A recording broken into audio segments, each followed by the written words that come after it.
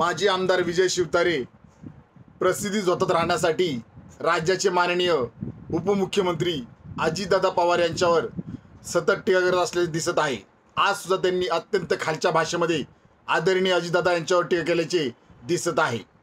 महाराष्ट्र राज्यामध्ये शिवसेना, भारतीय जनता पार्टी आणि राष्ट्रवादी काँग्रेस पार्टी तसेच इतर घटक पक्ष या सगळ्यांचे मिळून सरकार आहे। तरी सुद्धा युतीचा धर्म न पाळता विजय शिवतारे सतत दादांवर टीका करत आहेत।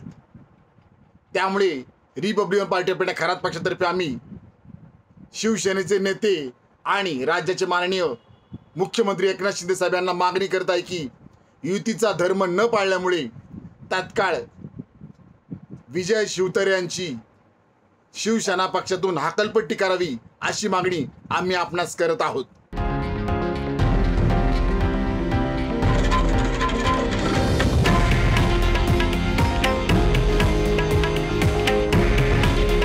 हे आहे देशातील नंबर 1 न्यूज नेटवर्क आणि आपण पाहत आहात TV9 मराठी।